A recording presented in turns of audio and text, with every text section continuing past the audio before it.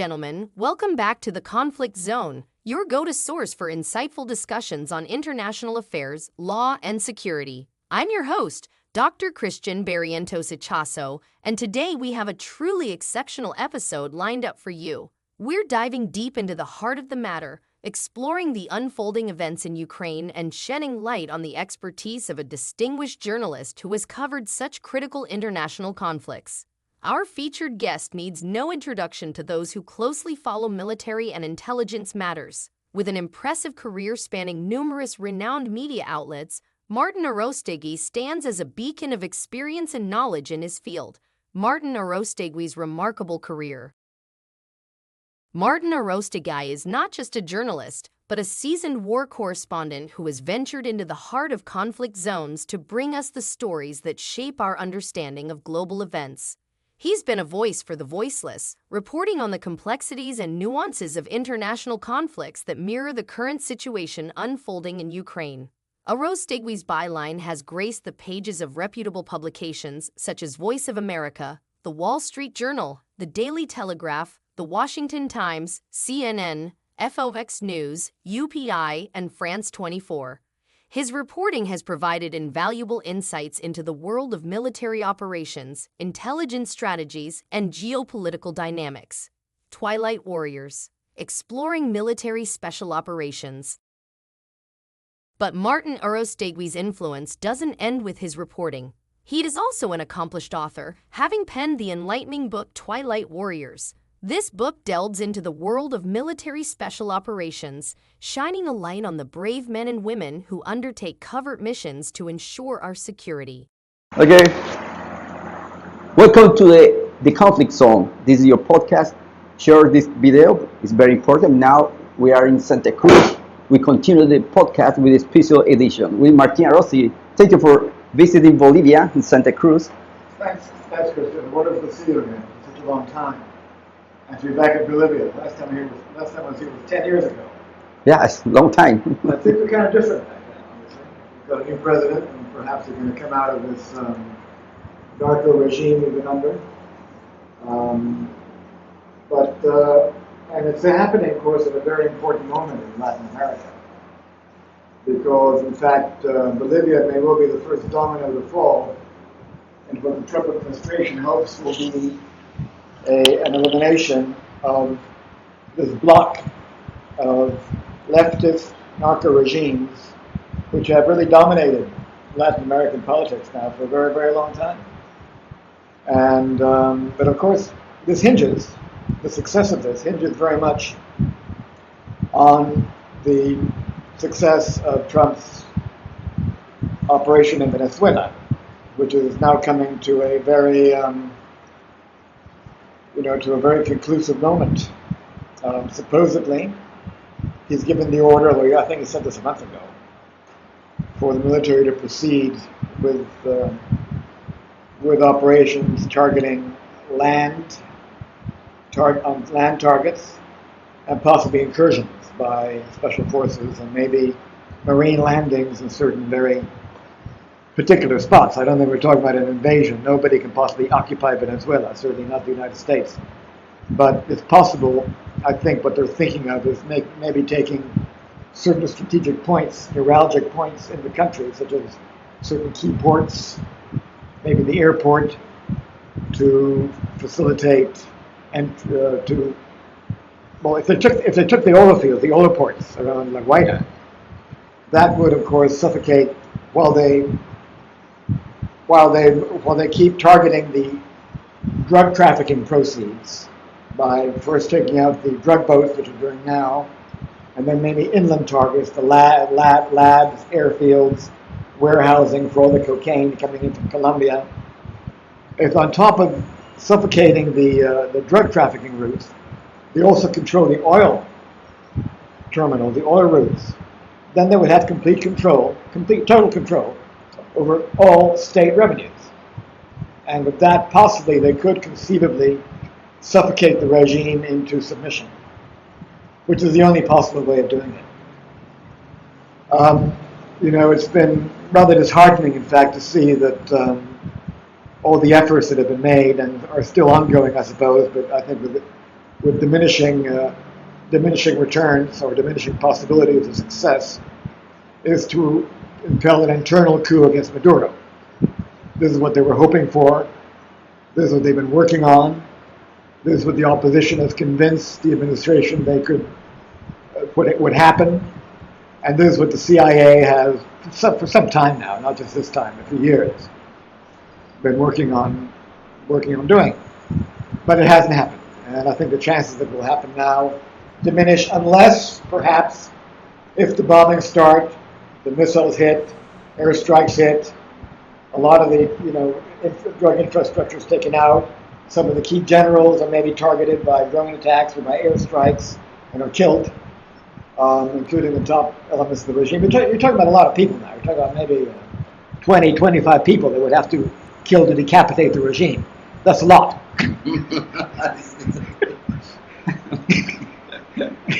It's terrible. So, very terrible.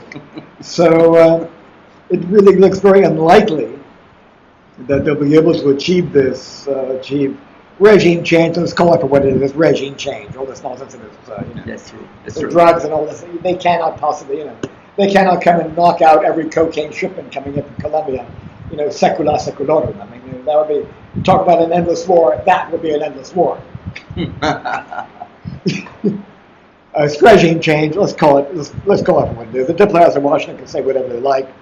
Let's call it for what it is. And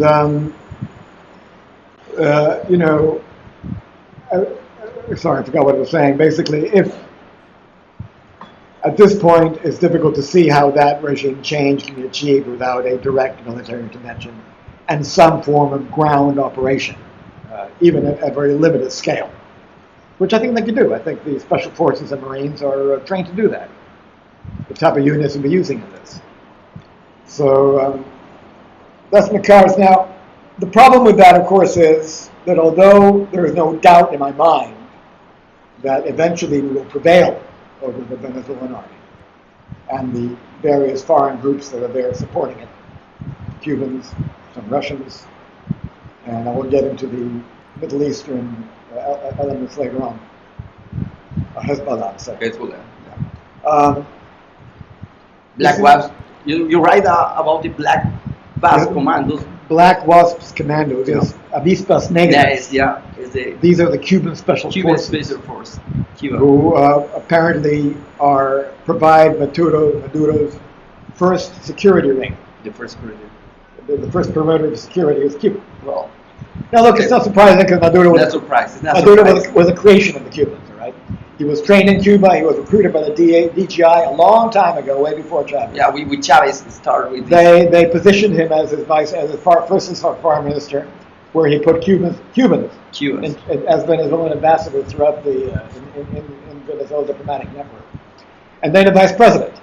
Yeah. And it's curious that at the time that Chavez was supposedly being treated for cancer in Havana, the head of the Cuban interior minister, a longtime head of the Cuban intelligence service, DGI, head of the armed forces, you name it, Ramiro Valdez, was in the presidential palace in the Miraflores Palace in Caracas, virtually taking over and supposedly there to take care of the electrical system in Venezuela. But he was there to make sure that the transition went Maduro's way. And he made sure Maduro was there. Maduro is a Cuban creation. Yeah, Maduro has been placed there by the Cubans, and he does what the Cubans tell him to do. The idea that he was going to work out his own escape, his own deal with Trump, and so on, to go into exile and so on, I think is sheer fantasy. There's no way he could possibly do that without the Cubans being okaying it. I mean, they would do that if they could replace their own person to replace him, which they might do. I'm not saying that might not happen. But all he does is going to be in coordination with the approval of the regime in Havana. Okay. And perhaps ultimately the Chinese, who are the ones who are now backing the regime in Havana. Very interested in this operation in Venezuela now. But to get on with what I was saying before, in view of the fact that he has these, they may not represent a major part of the population. We know they don't. We know that the opposition won the last election by a huge landslide. If, say, they have 1/3 behind them, I have a theory. 1/3 of the population mobilized is power. And if they can mobilize 1/3 of the population to back a guerrilla resistance, a underground resistance, irregular warfare against an American intervention, perhaps backed by some units, army units that won't fold, like maybe the Marines, I'm told, are very committed, Venezuelan Marines, highly committed, highly indoctrinated, very well armed with Chinese weapons. They have very, very good Chinese tanks, small tanks, Chinese missiles. They're very, apparently the Chinese, for some reason they've armed the Marines in Venezuela. I think it's possible that, there will be American casualties. It's inevitable. It's going to happen. And the question is, how does American public opinion handle this? And I think this is what is really troubling Trump, and the reason he hasn't taken a decision to order a land operation yet. We don't know. What's going to happen if the first Marine gets hit by a sniper? Or maybe a helicopter gets shot down by one of the Iglas, of which a surface-to-air shoulder-fired missile, of which Venezuela has about 5,000 or 6,000. Or an IED blows up a Humvee or something. And this is going to happen. And how often it's going to happen, to what extent it's going to happen, how damaging it's going to be to the U.S. forces, we don't know. But there are going to be casualties. There's going to be blood, American blood, shed if they land troops. The ideal would be, of course, what they wanted would be for the change of regime first. Maria Corina Machado and Edmundo Gonzalez are in Mirafa's palace. They call in American troops to keep, to safeguard as a sort of peacekeepers, and the kind of arbitrary position between, anti-regime groups that would probably mobilize and regime militants that would resist. That would be the ideal scenario. But at this point, I see it's very difficult that it's going to happen that way. Unless we're wrong, I'm wrong, and others are wrong, and there is a coup in Venezuela before a U.S. Marine landing takes place, it's difficult to see that kind of rosy scenario would happen at this stage, to be quite honest with you. I may be wrong. In the next few days, perhaps it could be proved wrong, but it really doesn't look like it, from what I can see. And from many other analysts can see at this stage. And the point is, how long can they keep up the resistance? We're talking about the Cuban Special Forces. There would be a sort of a binding cement of this. Elements of the colectivos, the militias. Well, we've seen these militias on TV, these fat guys and pregnant women and so on, carrying, running around with an AK-47. I think that's just screen. That's just a screen for the real resistance. Venezuelan resistance groups that will be composed of elements of the colectivos, who are young, perfectly in shape, young thugs. They've been going around shooting up, opposition protests. They've been raiding opposition people's homes. They're basically the repressive arm of the regime, extra-official repressive arm of the regime. And these guys are going to fight. They've got no future, no prospects in a post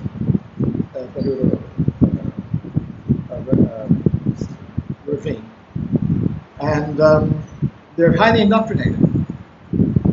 They're well armed and trained. I'm told a lot of them are trained to use the Iglas, shoulder-fired anti-aircraft missiles that the Venezuelan armed forces have. And they control them. They control quite a few of them. You have elements of Hezbollah as well. I've been told by an ex-Venezuelan intelligence chief, General Figueres, Christopher Figueres, who defected recently, so he knows this. He got a pretty good view of what's happening there now.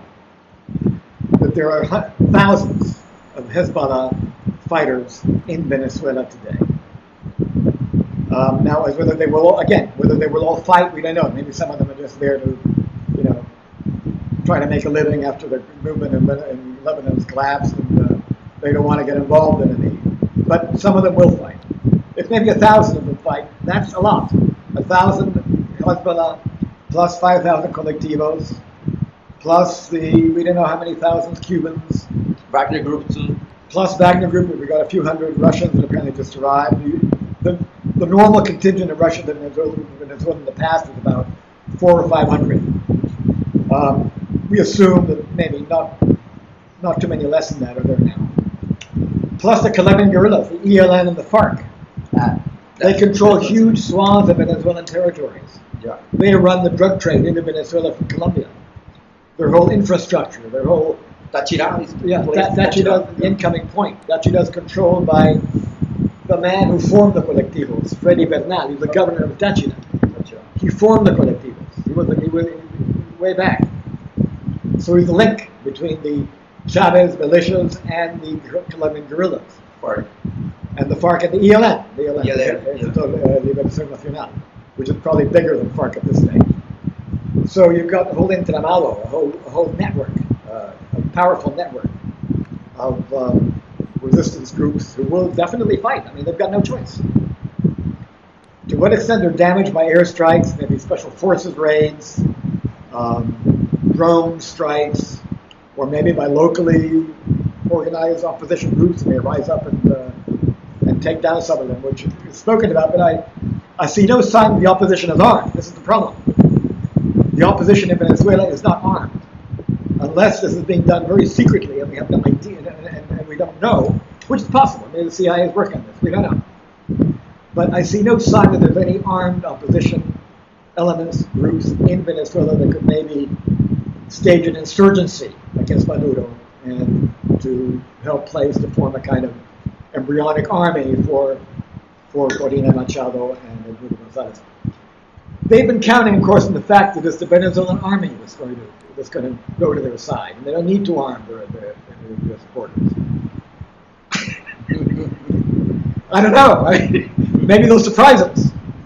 But at the moment, they seem to be, this fantasy seems to be going on. Maybe it's not a fantasy, but this seems to be the thinking. And if a coup against Maduro or a movement to replace it within the armed forces does not materialize, there will be no armed support, no armed elements in Venezuela to counter Maduro, and American forces will have to be the main element to counter the type of resistance that will develop against any kind of democratic government. It's also difficult to see, all right, fine, assuming that an extraction operation would work. We would go in there, SEAL Team 6 and Delta Force, raid Maduro's bunker, assuming they would, which they're obviously they're working on tracking 24 hours a day, this is what we're told, which I suppose can be done today with satellite and a lot of electronic surveillance methods. They must have his telephone number, or imagine he keeps changing numbers all the time. But assuming that they were able to track him, or able to trap him, or able to either kill or extract him, and in one battle with his bodyguards and the regiment, they call it a regimiento of Cuban troops surrounding him, they take him out. All right, which is in itself less than 50-50 chance of being successful. 50-50, right? 50. They're prepared. It's not like Bin Laden, right? They're talking about how they got Bin Laden inside Pakistan. Brilliant, fantastic.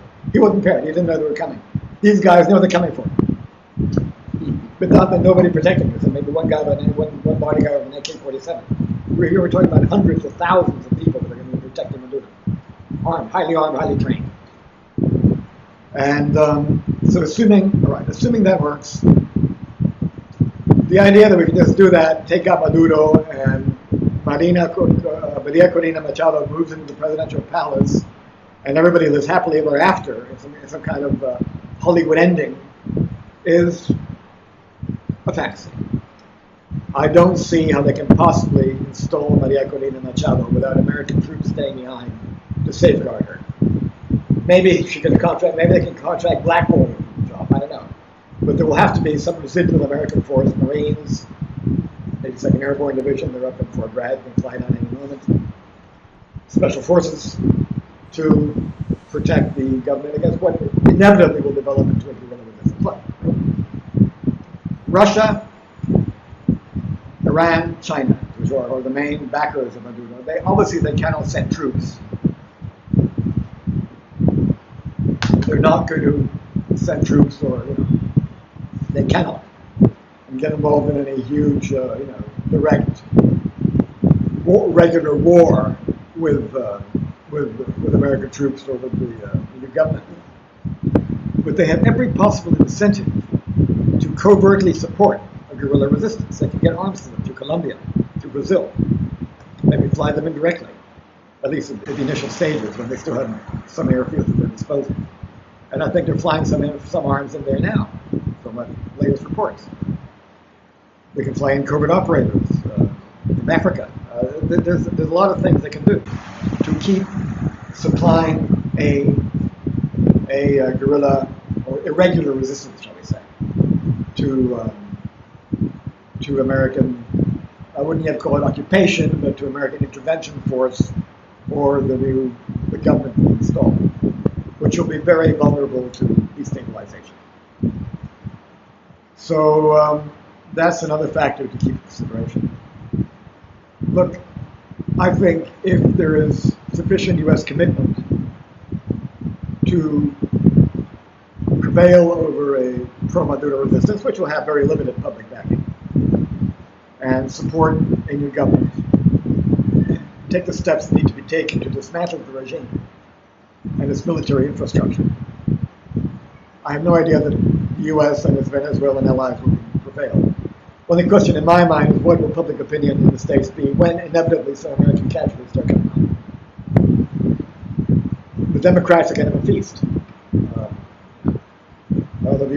The right of the extreme right of Trump's own MAGA movement are going to question this and maybe come out strong. Some are going to come out strongly against it, like Tucker Carlson. So that's the only, what happens then? And do we go in, and because we're under pressure back home, do a half-assed job and get out before things are secure enough to secure the new government in power? Who knows, maybe Blackwater can do the job. Maybe they'll get a multi-billion-dollar contract and they can do the job with the mercenaries. But that's, but to do that without some sort of direct American military support system is going to be difficult. So that's the way I see things right now. You write this article about the Yes, I wrote up about this is Spectator and the Sun. You have two articles. This is Spectator. The Spectator. Yes, Spectator. I had this recent article in the Spectator. Could you get it on the Spectator thing, or one of the factors in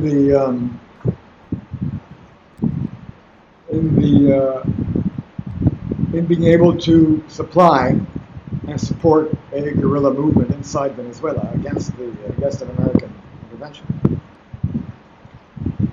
is that Iran, which would definitely be into this. I mean, they're desperate. They've got to. They have to. This would be the way they would have a getting back against the U.S. and what they're doing to them in the Middle East. Would be through a network that Iran has developed, not just in Venezuela, but throughout all of Latin America. Over the past 20 years. The main hubs are Venezuela and Bolivia, where now there's a change of government, and where the U.S.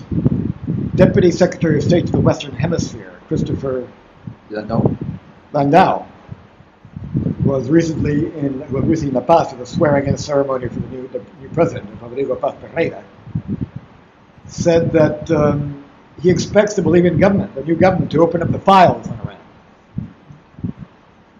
Iran, where they're going to get all kinds of secret information to how this network operates around the continent. And maybe this could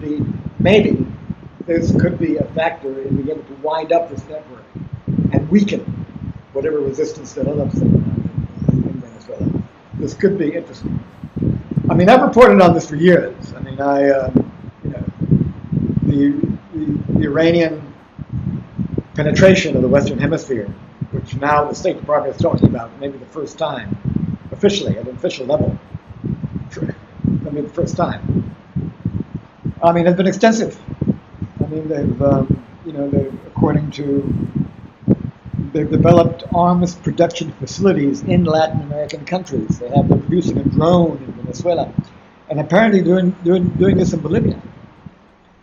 They've had passports and identity papers. Bolivian ID. Yeah. Bolivian passport. Bolivian ID issued to them. Yeah.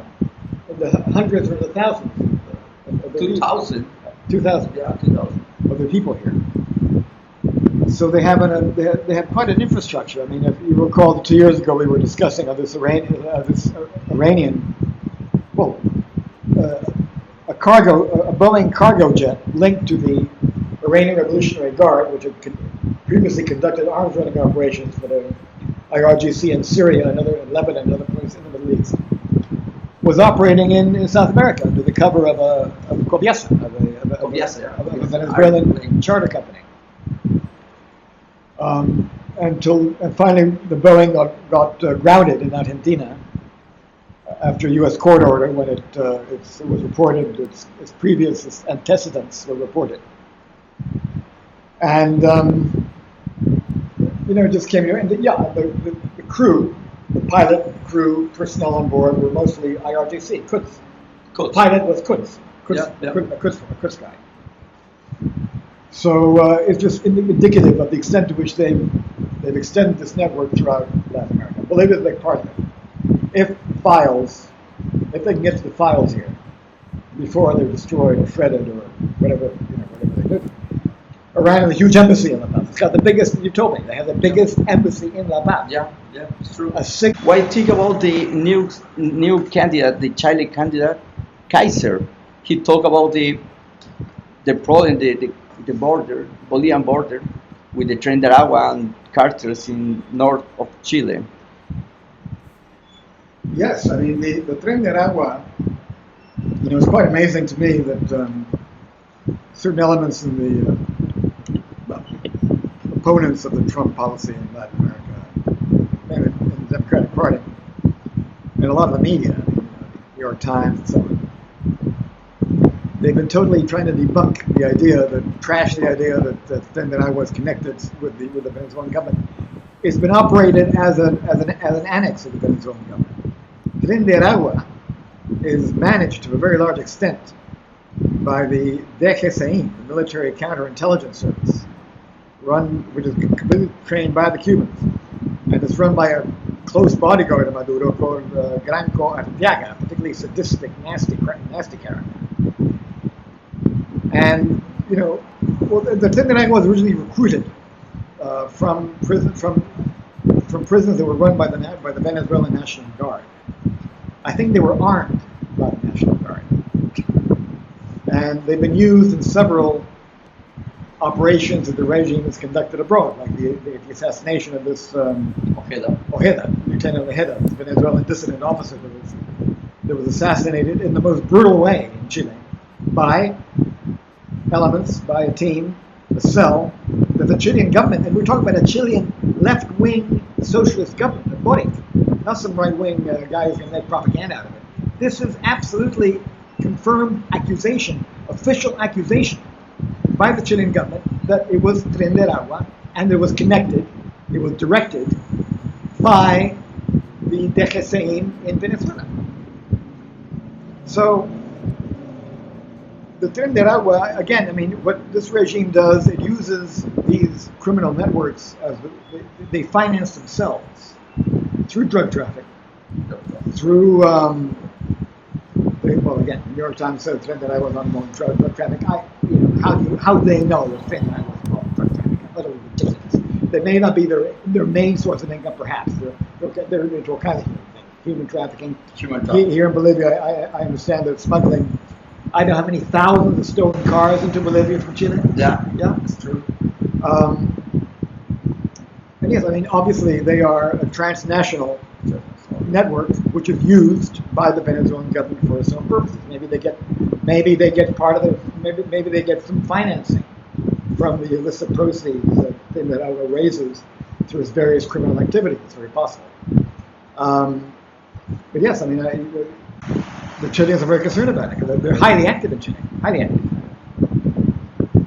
Thank you, Martin. Thank you for visiting Bolivia, visit Santa Cruz, and all. Thank you for subscribing, sharing this video. Martin, for conclusion. Well, as a conclusion, I would say that I'm glad I'm in Bolivia because I think what is happening here, could be maybe the first domino to fall among the block of narco-supported far-left regimes that hopefully who have controlled Latin American politics now for 2 decades and whose influence the U.S. now seeks to diminish by weakening the Maduro regime in Venezuela and hoping that will cause changes in other countries as well. Thank you, Martin.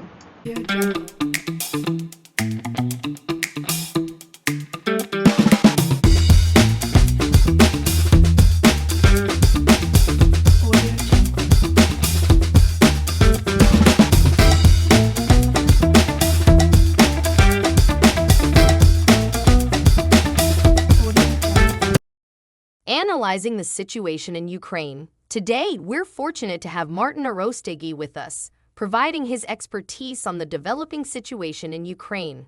As tensions rise and international concerns mount, Arostegui's insights will offer a deeper understanding of the complexities at play and the potential implications for global stability. A message from Dr.Christian Barrientos Ichaso. Before we kick off our conversation, I'd like to take a moment to express my gratitude to our audience. Your support, subscriptions, and engagement keep our mission alive to foster awareness and understanding of critical international matters. As an international company and business lawyer, I am deeply committed to sharing insights on international law, security, compliance, anti-corruption measures, tackling crime, and facilitating smooth trade relations. Stay connected. So whether you're an avid follower of international affairs, a business professional navigating the complexities of global trade, or someone seeking clarity amidst the chaos of international conflicts, podcast The Conflict Zone is your destination for accurate information and informed discussions. Ladies and gentlemen, grab your notepads, ready your questions, and get ready for an illuminating conversation with the one and only Martin Arostegui. Stay tuned because you won't want to miss a single moment of this episode. Thank you for joining us, and let's dive right into the heart of the matter.